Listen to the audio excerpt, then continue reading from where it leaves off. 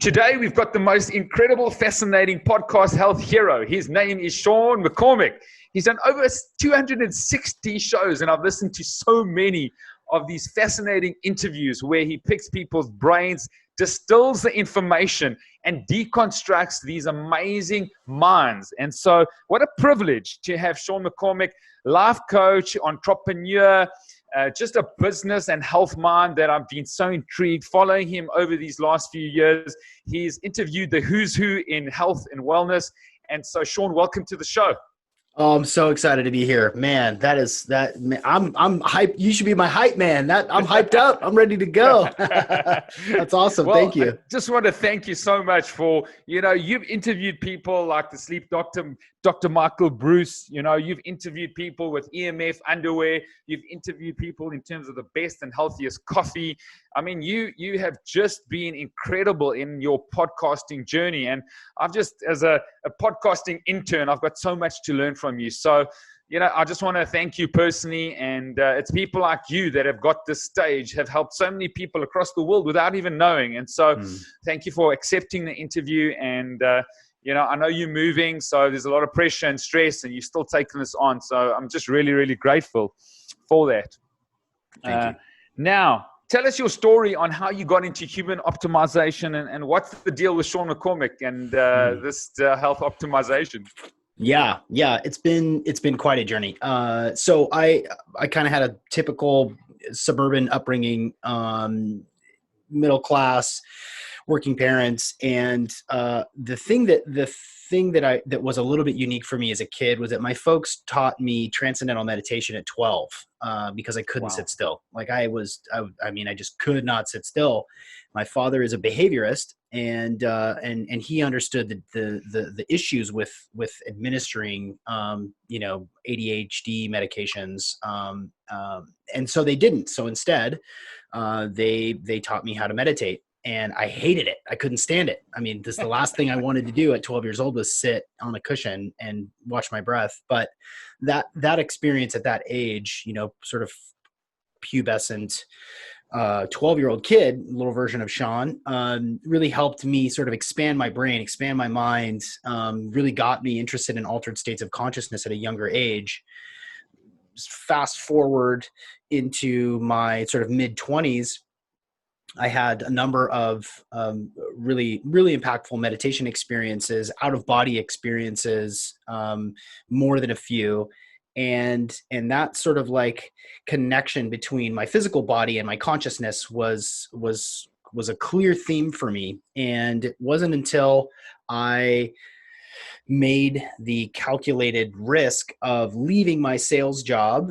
I worked at a radio conglomeration, a multimedia company. I was an account executive selling advertising for radio, and it was a fun job, but it didn't suit me. It didn't turn me on. It didn't give me purpose or mission or meaning or anything like that. It was just a cool, fun job with lots of happy hours. I was drinking too much. I was staying out late. I was literally partying with rock stars and stuff in that, but it didn't move me. And so I made the jump from sales guy to wellness entrepreneur officially opened my first Sensory Deprivation Tank Centre here in Seattle, Washington in 2012. And that was a really nice thing for me. It was a perfect marriage of wellness and purposeful entrepreneur, providing people with pain relief and stress relief and meditation. I was interested in meditation anyway. And I'd had a number of psychedelic experiences through college that again, opened up my coconut and made me more aligned. Yeah. Made me more aligned with the type of person that I wanted to be in this and how I wanted to serve. So through that time of learning this biohacking technique, flotation therapy is like an incredible experience, a fairly challenging business to run, but I grew it to 2 locations and started to expand even further. And we carried nootropics at the float center. So we had a bunch of On-It products for a while. So I would tinker around with Alpha Brain. I would tinker around with the melatonin and the 5-HTP. I forget the name of it. But I would tinker around with those. And then we started to carry Natural Stacks products. And within the Natural Stacks products, my favorite nootropic of all time is called Neurofuel. It used to be called Siltep. It's called Neurofuel it's got artichoke extract. It's 4 ingredients. It's all open source, really wonderful product. So in that time, I was listening to Joe Rogan's podcast, as I'm painting the insides of float centers, and then that expanded even further to include for, Rob Wolf and Mark Sisson. I've been following Mark's Daily Apple since college, and begin to really expand into nutrition and wellness and performance. And through carrying these products and having these relationships with these supplement companies, I was given the opportunity to take over the podcast. So the Natural Stacks, I actually took over. You gave me more credit than I deserve, because I actually took over at episode 153. So I've only done 110 episodes. Okay. So it's slightly less impressive, but 110 episodes of the Optimal Performance podcast. Okay. And through working, as a podcast host, as a wellness entrepreneur, helping people one-on-one through providing a service to them, that expanded out to coaching and performance coaching and life coaching. So I was working with professional athletes as sort of like a performance hacker and recovery specialist. And then that expanded and expanded and expanded. And now it's life coach. I sold the float centers 2 years ago, and now it's all focused on optimization. It's focused on the podcast and the coaching and the workshops that I do. So now every single day is different and new, and I get to do cool stuff like this. Yeah, sounds incredible. What a journey. But was there a time in your journey that you just realized, this is my purpose, this is what floats my boat? Where did it actually happen that you decided to, become a podcast hero and do life coaching? What was the moment that you realized it? It really sort of went back to this moment when I presented the idea to my wife that we should open a wellness center. That's when everything changed. I had been meditating, and I had floated once, which is a whole nother story. I floated in the basement of a guy I met on Craigslist in his float tank, and had this transcendent experience. But it was really that moment where I decided, I'm not going to live this conventional life. I don't like having a boss. I don't want to be beholden to budgets and commission rates and so forth. I was not interested in that. So when I got buy-in from my wife, when she's like, yeah, let's do it, that was it for me. My entire perspective changed, my energy changed, my lifestyle, my vision, everything changed. And so since then, it's been incremental steps towards including more and more services and expanding myself even further. And a big part of that is, for me personally, is to live really transparently on the internet. So I talk really openly about all of the things that I believe in, from vaccines to psychedelics to, that is a really important part of me, to speak my truth. And it keeps growing and growing. But really that moment back in, 2010 was the moment where I decided, this is it for me. This is my mission. This is my purpose. I want to help people. I want to heal people. I want to share and grow and help guide them be their best selves. And now it's just piling different layers of the keto cake on top of each other. Brilliant. Sounds exceptional. So, we've got 7 pillars at Made to Thrive. First one and most important one, together with community, is purpose. And it seems like you've just hit the ground running with your purpose, and you can see it in how authentic you are on the podcast, and just your Instagram posts and just who you are. So well done for just revealing the true Sean McCormick, and unashamedly you are who you are, and it just comes through. So well done for that. The second would be community as a pillar in Made to Thrive. Who are the people that have been your closest community, who have brought you just the real feedback, the honest truth, to say, what, Sean, we're here, we're with you, but what about this and what about that, and ask the real questions, and really being constructively helping you along the journey. Can you unpack your multiple communities in your life? Yeah, it's been tough. Really frankly, I've had to face and overcome objections from my loved ones since that first Thanksgiving, when I told my family that I was going to quit my 6-figure sales job to go start a flotation therapy center. I'm going to leave all my insurance behind. I'm going to go do this thing. And so, it's been fairly lonely. I mean, to be totally honest, it's been fairly lonely because not very many people in my world, in my community, in my family, in my group of friends back then, 10 years ago, really got it at all. Didn't understand it. They're like, hey, we believe in you, Sean. You could do anything. Like you're going to do fine. But like, we really don't understand why you would make this risk. What the heck is floating anyway? Like what's a life coach?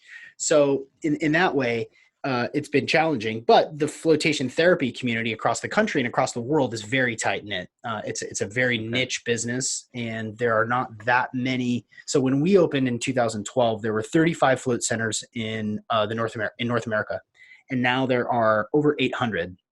Wow. And so through that growth, we've been, in 2012, so it's been open, just about 8 years.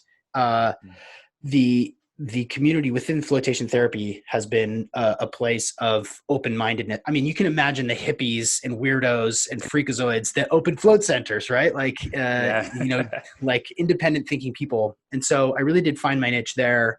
I also found my niche through like festivals, I would connect with people who were interested in mysticism and esoteric and consciousness expansion and music and expression.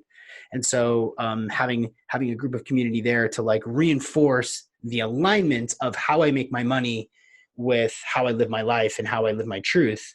And that has been really important. Above and beyond that, I've had to really seek out other people in my community, the same way that you've sought me out to see people like, I like the way that he does that. I like the way that he thinks. I like this. I like that. So I've done the same thing, and I've reached out to people that I really respect and appreciate to learn from them and to grow from them. But it's a really small group. It's less than 10 people that I would really go to for advice or to cross check, because I know that my family still thinks I'm crazy. And so like adding on top of the fact that, I'm 2 weeks away from moving out from the suburbs out into the country to like basically kind of homestead and live closer to the vibrations of Gaia and be connected and try to live in a more self-sufficient way. So like my communities, the internet has been a nice place to find those people, to connect with those people, and to bounce ideas off. And then I have a spiritual community as well. I'm really, really involved in ayahuasca circles. Yeah. And so the community of shaman and healers within this, expanded consciousness network, these people that are constantly pushing the boundaries, people like Rick Doblin at MAPS, that are thinking about the future of consciousness and how we can actually help people. And so because of my spiritual practice and because of my work in the non-physical realms, I've really leaned on some of my friends within the ayahuasca scene, which really extends obviously down to South America. So kind of like pick and choose, and always looking to connect. Well, sounds like you've had sort of a bit of loneliness and a bit of community that have believed in you, that have encouraged you. I'm not sure where your wife was on this page, but community is so crucial with regards to us, and our journeys and our paths, for our purpose. They're there to support us. They're there to celebrate our, victories, to walk through the lonely times. Have you had a mentor, or has your wife been intricately involved in your journey? Yeah, my wife has been involved in the journey, for sure. She and I built the float centers. We had a silent partner as well in the very beginning. And she is.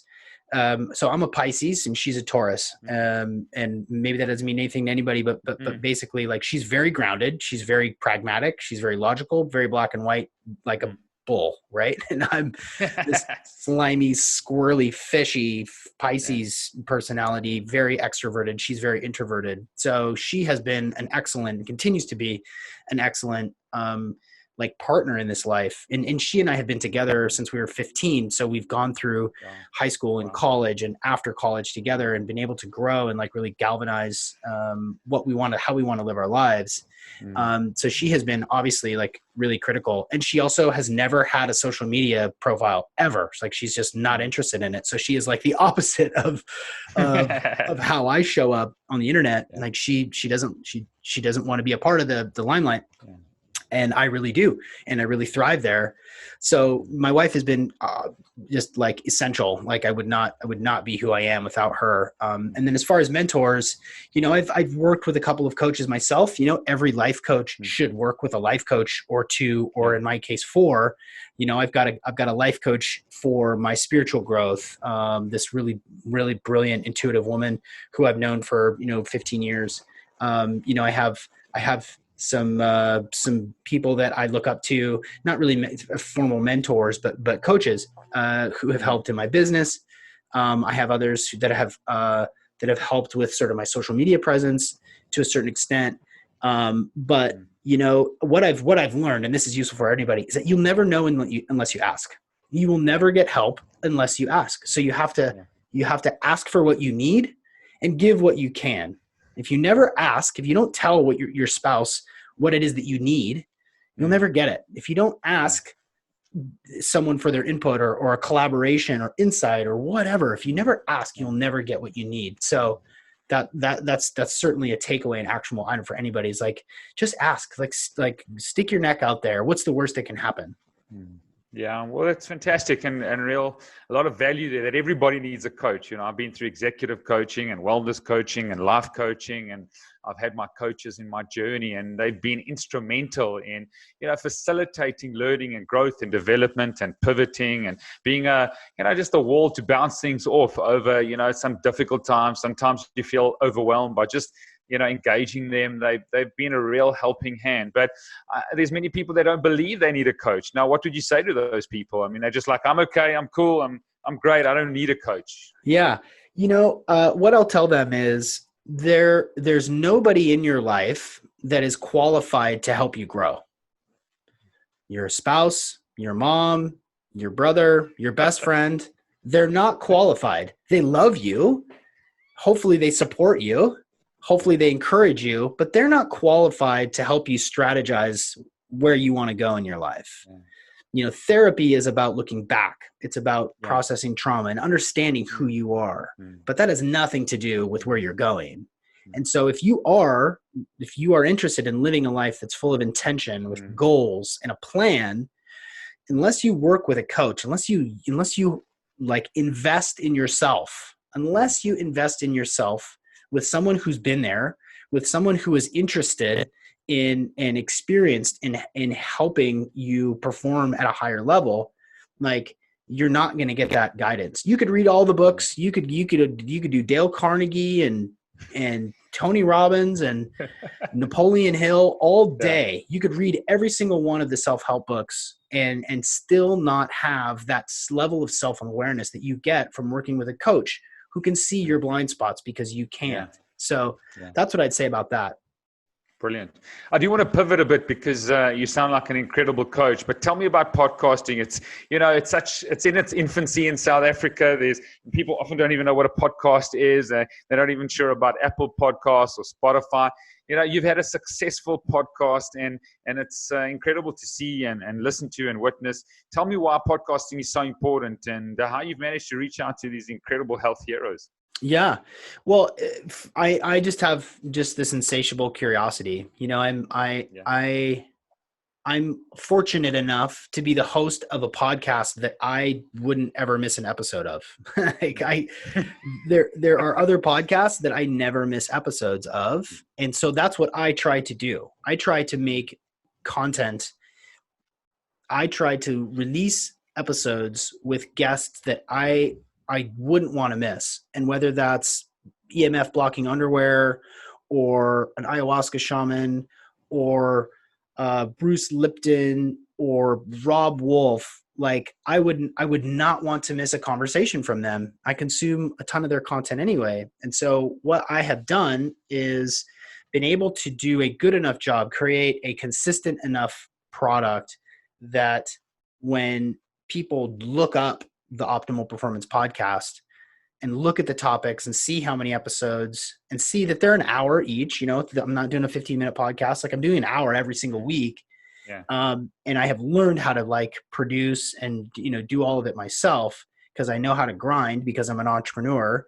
Then it's just a matter of like, because there are still, there's a dozen people on my wish list that I have been trying to track down for years. I mean, and I will continue to. So there are people on my list that I have gotten this close to getting, and then they get busy again, or they still have not returned my calls, and it just it happens, right? But I want to continually share information that enriches my life, because I know if it enriches my life, it's going to enrich other people's lives. And because I get to curate that content, I'm always thinking about the audience. I'm always thinking about, well, how can I make this actionable for them? How can I hook them up with special offers? How can I teach them something that they didn't know before, and so that's just my North Star it's never going to end. I finally rolled out the website just like 2 weeks ago. And it's sort of a long story as to why I hadn't done one up until then, but it's like there's always so much to learn. And the old adage of, the more I learn, the more I realize I know nothing. Yeah. And that is the case. That is absolutely the case. And so high level of consistency and just being a rabid dog, just tracking people down and making it easy on them to say yes. Like, okay, cool. Yeah. Okay, fine. Yeah, I'll do it. Well, I've got 90 minutes in 3 months that I'll schedule you for. Like, it took me 3 years to get Bruce Lipton on the podcast, and he blew my freaking mind. Like, our conversation was insane. That's my approach to it. Yeah, fantastic. Okay, if we can go back to the pillars, the third pillar in the Made to Thrive, process is environment. And so, if you could give your top hacks on light and EMF. Right. Yeah. So you're doing a better job of it than I am right now with your yellow tinted blue blocking shades. I guess I left mine in the house. What I have found is that light is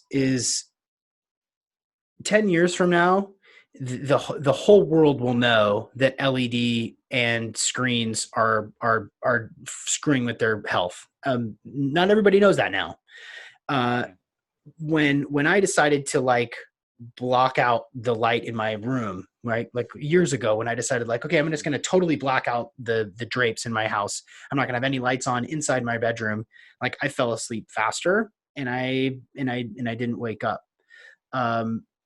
Extending that to now sort of our evening routine, which is to, when the sun goes down, all the lights go off in my house. So I don't have any lights on in my house. We'll light candles. And if we are me and my wife and my kids go to bed, and if me and my wife are going to watch something, we'll both wear blue blocking glasses. So it's not to screw with our sleep. For me, a good pair of blue blocking glasses, like the really dark lens that block out all the blue and green light from 480 or from 420 to 580 nanometers, this blue and green spectrum, has been an absolute game changer for my sleep, for the level of recovery I get from my sleep. And I'm just a nicer person. Like, when I'm not bugged out and fried from staring at a screen all day, and being overstimulated at night, suppressing melatonin release in the evening time by wearing my blue blocking glasses. There's also research out that shows that you have photoreceptors on your skin. So if you're wearing a tank top inside, you got your blue blockers on, but you're wearing a tank top and all your lights are on in your house, your skin is still taking in that light and saying, oh shit, it's daytime. I guess we'll party. I guess we'll stay up and stay hungry and go back and eat some more and not go to bed till 1 o'clock in the morning. Okay. So, those little things, blue blocking glasses, turning off the lights in your home, wearing long sleeves in the evening time so that your skin isn't getting that light intrusion, is essential. For EMF, I think it's much harder to track because you can get those EMF detectors. You can actually, detect where you have high levels of EMF. But we unplugged our microwave a long time ago, and the microwave is like the number one offender for EMF, even when it's not in use. So even just the fact that it's on, it emits an EMF frequency. There's an episode that I did with Quantified Bob Troya, who lives in New York City, and like did his entire apartment and figured out like my Wi-Fi is bad, but my microwave is way worse at emitting EMFs. Obviously, we all have Wi-Fi routers, and one thing that I invite people to do is unplug it at night. You don't need to surf the internet when you're sleeping. Unplug your Wi-Fi router in the evening time, and then go ahead and plug it back in when you wake up. You will notice within a couple of days how much better you slept. And I've done this for a lot of people, coaching clients especially. And it's like the next day they're like, oh my God, I feel so good. I feel like I was sleeping when I was a teenager, and I'd wake up and feel refreshed. So EMF is you can monitor it with those detectors, which apparently are not they're hard to calibrate, and they're often inaccurate. So minimizing Wi-Fi, turning it off at night, at the very least flipping your phone to airplane mode and at nighttime so that your phone isn't pinging. And then I know this is going to come back on pillar number 7, but I don't use any trackers. I don't use an Oura Ring or a Whoop or an iWatch or anything like that, because that's pinging your phone. Sometimes it's pinging your phone kind of constantly. So it's constantly getting this EMF, this radiation that's going from your watch or your Oura Ring to your phone. And if you're doing it at night, it's doing the same thing. I haven't gone as far as to like build Faraday cages for dirty electricity. But along those same lines, protecting, hacking your environment, I spend a lot of time outside barefoot in the grass. It's essential especially for my kids at 7 and 4. Like if they're not outside grounding into the earth with bare feet in the grass, like they're pretty annoying. So like I make it really, really a key thing to like be able to ground out and to get away from EMFs, to get away from Wi-Fi. And when we go to, when we go outside and go for hikes and stuff like that, we're obviously distancing ourselves from 5G as well. So it's a constant thing, and it's a lot to consider. But I think it's 10 years from now, light and EMFs, we're going to have lots to talk about. There's going to be issues. Yeah, I'm sure. Is that one of the reasons why you're moving out into the country, just to get away from the grid, the electromagnetic fields, the radiation, and so forth? Yeah, it's part of it for sure. Yeah. Cool.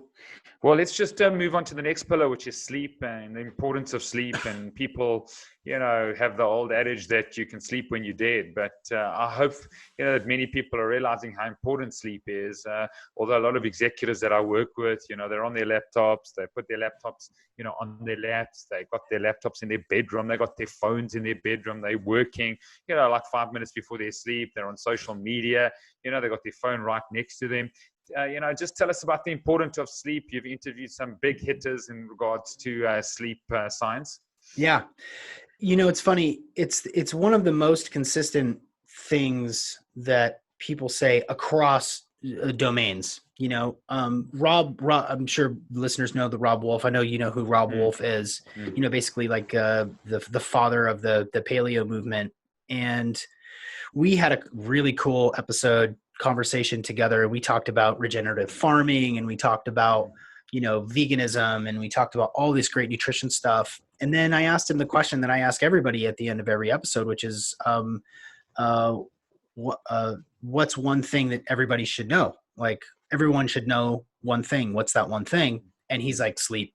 For sure, sleep is the number one most important thing. If you're not recovering every night, you are screwing with your metabolism, your hormones, your cortisol. You're an asshole. You're really undoing all of the great biohacking that you're doing. Like if you're eating right and exercising, you've got a lot of love in your life, and your sleep is dog shit, you are in big trouble. It is a major problem. And so there's lots of different ways to improve your sleep. And we've touched on several of them already. Don't expose yourself to blue light and green light, reduce EMF exposure and radiation inside your house.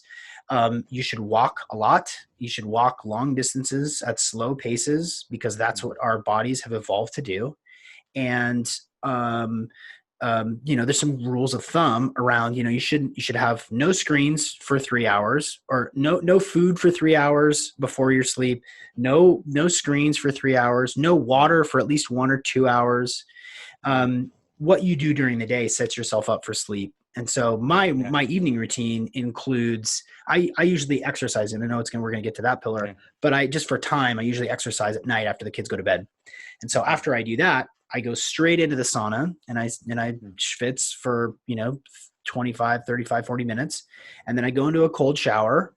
And then by the time I'm done with that cold shower, I'm ready for sleep. And this is usually 10:30, sometimes 11 o'clock at night.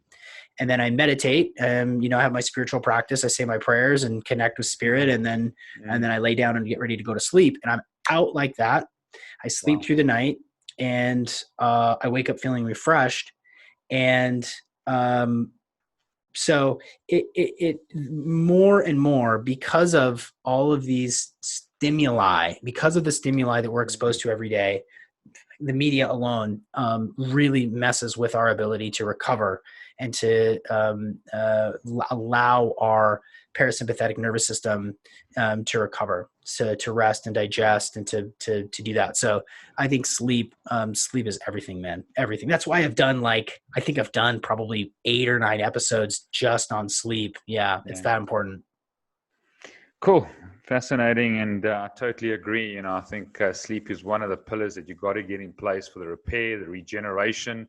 You've got to make sure that a lot of the other pillars form into place. Your nutrition, you do so that you sleep well. Your exercise you do to sleep well. You do your infrared sauna to sleep well. It's the time that you really are repairing and regenerating, and allow the body to go through processes like autophagy, clearing of the old senescent cells that are there, that are stagnant, that can be precancerous. Your body needs a time to clear out. It's when the lymphatic system in the brain, you get the brainwash. Dr. Perlmutter's words on brainwash, where your brain gets cleared out. And so I think it's it's crucially important, especially in today's modern world. Yeah. And then let's move on to the next pillar called movement and exercise. And give us your top 3 hacks or top 3 tips there with regards to that pillar. Yeah, it's changed for me over the years. I played soccer in college, and played soccer after college in men's leagues. And then I fell in love with Brazilian jiu-jitsu for a while, and was rolling, 2 or 3 days a week for years. And then I had kids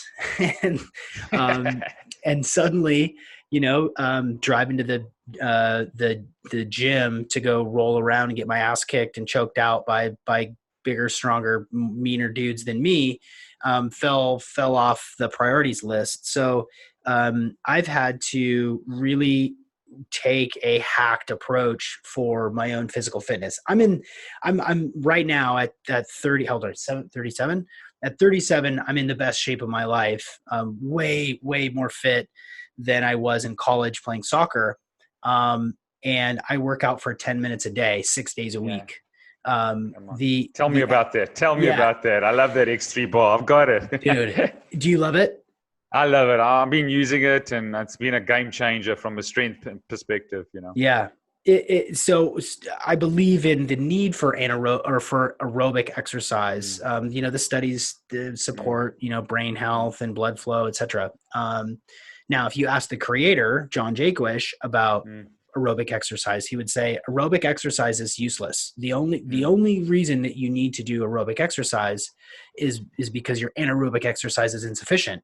So I created this system that will make your anaerobic exercise more efficient.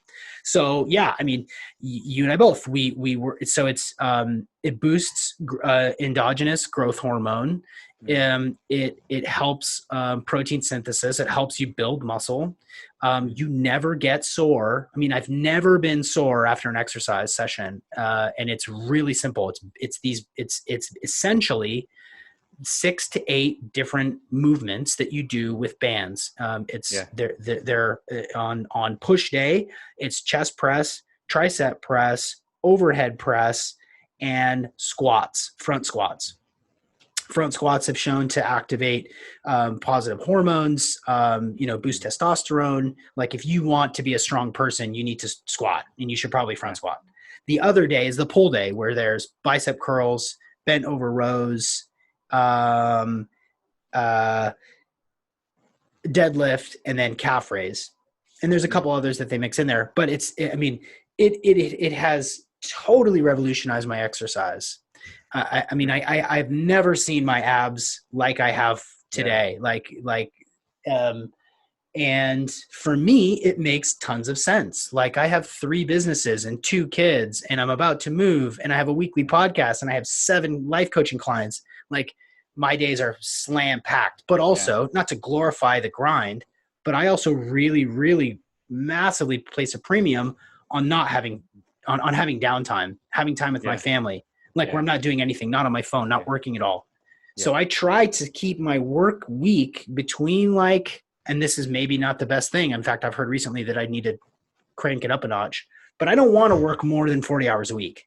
I just don't, because I love my kids and I love my family, and I understand that how important stress is to manage. So the ability to pack on muscle mass, which is what I want to do. I want to be fucking strong, and I want to look sexy. Those are the 2 things I want to do. And I want to live long. I want to be strong, look sexy, and live a long time.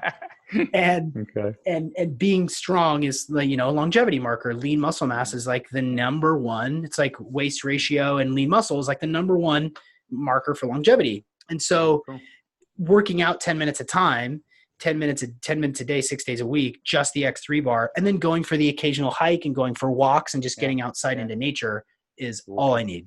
I love it. Yeah, there's many guys who say 15,000 steps a day, and then they're just doing the X3 bar, and doing some weight training, some hard anaerobic forced reps, till failure, resistance bands, and they're really, really happy. And some of their blood markers are incredible. Their sleep data is incredible. So we do need the walking, we do need the steps, we do need the movement in the day. But I think most importantly, which I've realized, is the strength work is imperative. It's crucial for health and wellness and performance and longevity. Especially, Aubrey de Grey speaks about the eccentric activity of all these muscles, and that's what you get with this resistance band. It's a slow, controlled, eccentric load, which is crucially important for your telomeres and anti-aging. So totally agree with you there. Tell me about nutrition. You've interviewed so many guys, Rob Wolf, and tell me about fasting, what your views on fasting and nutrition are in terms of health and performance. For me, fasting is essential. I cannot imagine not fasting. That said, I have breakfast sometimes, but my general rule we eat dinner pretty early at my house. So, 5:30 or 6 o'clock, we're done with dinner. I might have like a couple of bites of dark chocolate, an hour or 2 after that, kind of before my workout and evening routine. But generally I fast until, 1 or 2 o'clock every day. I did fatty coffee for a while. I was doing, MCT oil and ghee or grass-fed butter blended into my coffee in the morning, a bulletproof style coffee. But I trained myself to enjoy black coffee a little bit more. And so now I truly fast until noon at the earliest, sometimes 1 or 2 o'clock in the afternoon, because I like to get all my stuff done. I like to get my work done by that time. Everything else after that, my focus is going to wane a little bit. My kids are going to bug me. And so I want to get all of my really high focused work done in the first half of the day. And fasting is an amazing aid. Like right now, today I've had 4 cups of coffee. You can probably tell. I've had 4 cups of coffee. I've had Basis from Elysium, which is an NAD supplement. I've had ESS 60, which is fullerenes for longevity. I've had I'm kind of dealing with a foot issue right now. I think I have a bone spur, which really fucking is totally inconvenient right now in my life. Going back to a foot injury. Anyway, So I'm taking mega doses of CBD right now. So I've taken, probably, are we cutting out? Yeah, we're cutting out. Yeah. Cutting out. It might be on me. So that's not technically, that's not fasting because I'm taking these supplements. But I don't have any food in my tummy. So, after this, we get closer to 2:00 in the afternoon, I'll go inside and, actually today I'm going to fast until tonight, cause I'm going to make a brisket for dinner. So I'm going to have I'm probably going to have 2 pounds of beef tonight. So I'm fasting during the day today. Keto. I used to enjoy slow carb, the sort of like 30 grams of protein, within 30 minutes of waking up to like satiate. But for me and my wife too, like it took her a while to get into the fasting protocol, but, and she hates it when I mention her on the podcast, but, she doesn't work out. She just doesn't. And she hates this. She doesn't work out. So fasting for her is like this excellent alternative plan. She eats keto because that's what I cook and that's what we sort of shop for grocery wise. And she fasts, so she doesn't really need to work out. And she's slim and trim, and we go for lots of walks. So I think keto. I also did carnivore for a full month last January, and what did I find? I wrote a blog post about it. It's seanmccormick.com/blog. Basically, it's just meat, so it's just animal products. So I'm talking like steak, eggs. Mountains of bacon. I would do like smoked salmon. I would use, like grilled salmon. Occasionally I would do some like sour cream, because I wanted to figure out. I have sort of skin issues sometimes. Dermatitis flares up, especially when I'm drinking beer and eating bread. So like I figured that out a long time ago. Yeah. But also there are some issues that I get. I get some like responses and flare-ups on my face. So I wanted to see if carnivore would help it. It did help. It did clear me up a little bit. And obviously carnivore mimics sort of like a food allergy elimination diet. It's low. It reduces inflammation. I felt like a little increase in my libido. I felt a little increase in my ability to put on muscle. My face did clear up a little bit. And I had like just did similar amounts of energy during that full month where I was doing carnivore. The weirdest part about it was that your bowel movements go to like almost zero. You really, really do not have any excrement. It just doesn't happen. And if you go back and listen to the Sean Baker episode, what he says is like, it's not because you're constipated. This myth around fiber, everybody needs fiber. Well, apparently you don't need fiber, because there's people who have been doing carnivore for now 10 years. There's pictures of these people, and maybe I'll share it with you after this. There's people who have been doing carnivore for like 15 years. I follow them on Instagram. They don't make a big deal about it. They're like 60 and they look 30, and I'm not shitting you. Like they look super good. Really, really, really good. Really youthful. For me, it's not like my lifestyle that I want. I want to have a sweet potato every once in a while. I want to be able to have vegetables. I like vegetables. So I think keto and fasting are the way that everybody should at least try out, if not fully adopt. Yeah, and I think Dr. Paul Saladino, who I want to get on the podcast, has been really sort of being controversial with the old carnivore. And the question I want to ask him is, if you don't have all the organ meats, if you don't have the liver, if you don't have the kidney fat, the suet, if you don't have all the white tissue, the connective tissue, and you eat, the heart, and you don't take supplements of, all these organ supplements, if you just eat meat, is that advisable, or should you just rather have meat and vegetables? So I'm concerned that a lot of people do carnivore, but they don't have all the organ meats, and they're not getting all the glycine they need. So they're filling up with methionine, and too much methionine in the diet is a problem. So I'd love to get his perspective. If you don't do carnivore properly, then maybe you should rather just do keto and fasting. What is your perspective there? Yeah, Paul Saladino and Sean Baker differ in that way. Paul advocates for nose to tail, and Dr. Baker doesn't give a shit. It's ribeyes, and that's it, basically. Yeah, well, it's a fascinating place with nutrition. I did find Rob Wolf's Why to Eat it's an incredible book in terms of how people respond to carbohydrates. And, Yeah. I've worn a continuous glucose monitor for a while, just seeing, what I respond to, what I don't respond to, supposedly healthy carbs like green beans, just shoot my glucose up. And it's been fascinating to Interesting. under 3 months of CGM, and it was incredible biohack from, like your old green smoothie, my glucose shot up and was high for like 2-3 hours afterwards. After green beans. Yeah. Oh, So, wow. and after green smoothie. So I've just realized, then I put some eggs in there, and then obviously what happened, I noticed afterwards that my glucose didn't shoot up for so long. So it would shoot up for a shorter time. So, I think, Rob Wolf's program, White Eats, is an incredible program if you can link it with fasting, keto.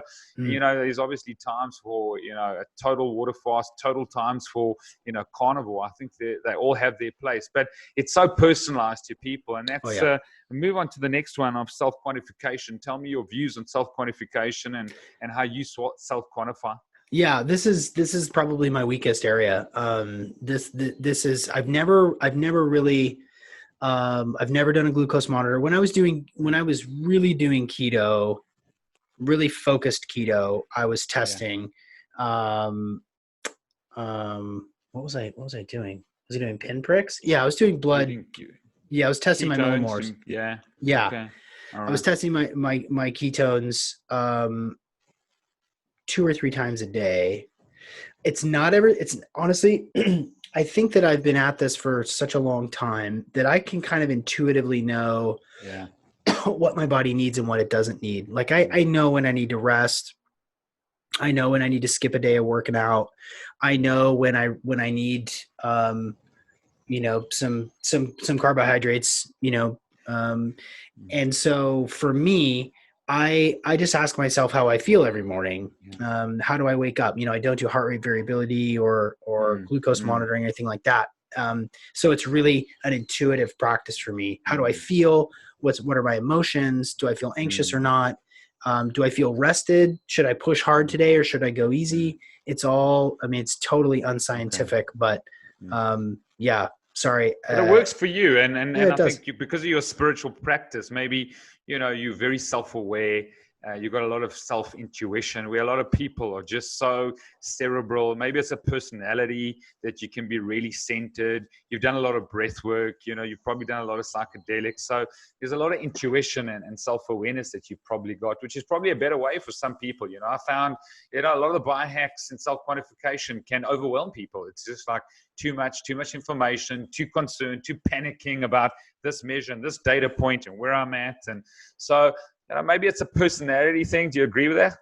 I think it could be. Yeah. I think you're onto something. I think that some people, who obsess around their WOD times, for those of you, that's a CrossFit workout of the day. Yeah. If you're obsessing about that, maybe it gives you vision and purpose. Maybe it really keeps you on track. And otherwise you just be scarfing cupcakes every day and not working out. Like maybe that's the case, but I think that you're right. I think that because I have spent, 25 sessions, 25 weekends in an ayahuasca yurt and 600 hours in a sensory deprivation tank, I'm pretty aware of what's going on in my body. And I know that I'm unique in that way.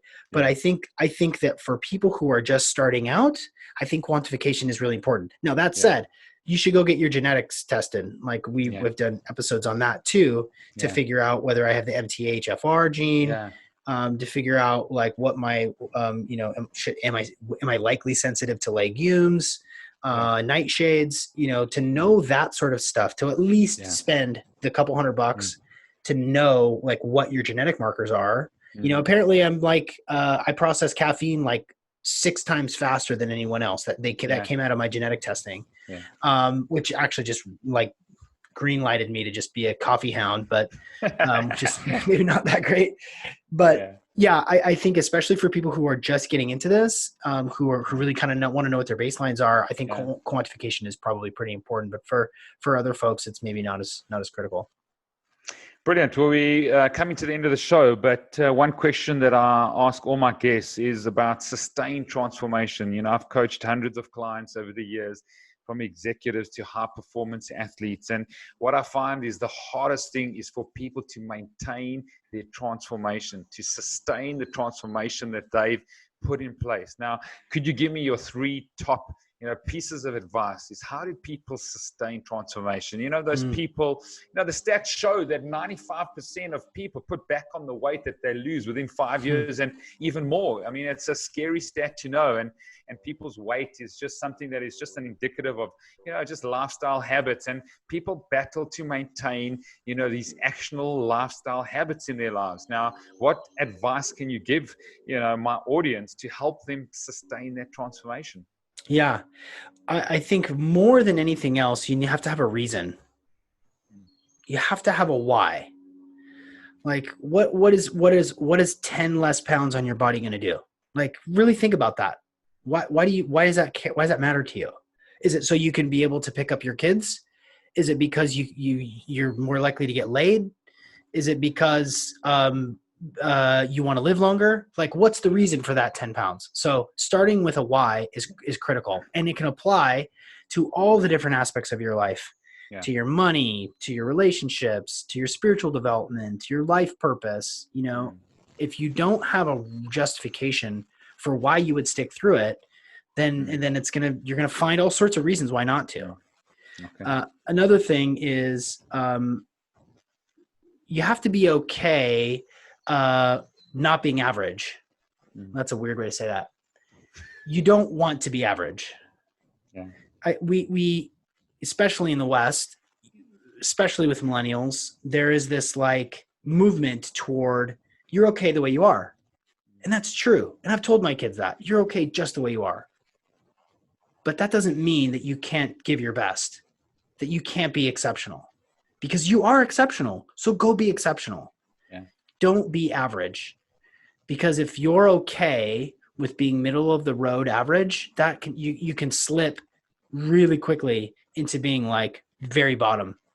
The third thing is you have to be willing to step away from people in your life that want to see you stay where you're at. I did a podcast specifically on this with Seam Land from Estonia, metabolic autophagy. We just talked for an hour around the social pressures, the media, people in your friend group that don't actually want to see you succeed. They don't actually want to see you fit and strong and happy and youthful. They like you just the way you are. They want to keep you in this box. They want to see Sean still doing sales. They don't really celebrate your wins. And this is a really hard concept for a lot of people to understand. But some of the people that are the very closest to you, maybe your spouse, maybe your brother or your sister or your parents, they're not comfortable with you being great. It's not part of them. They don't know how to do it. They like to see you just the way that they see you. You're like this and you're like this. How dare you, get super fit and go run a 5K? Because then it makes them feel bad. It makes them question how they're doing in their life. So I think those 3 things, if you kept those in mind, if you applied those things right away, your life would shift and your perspective would shift.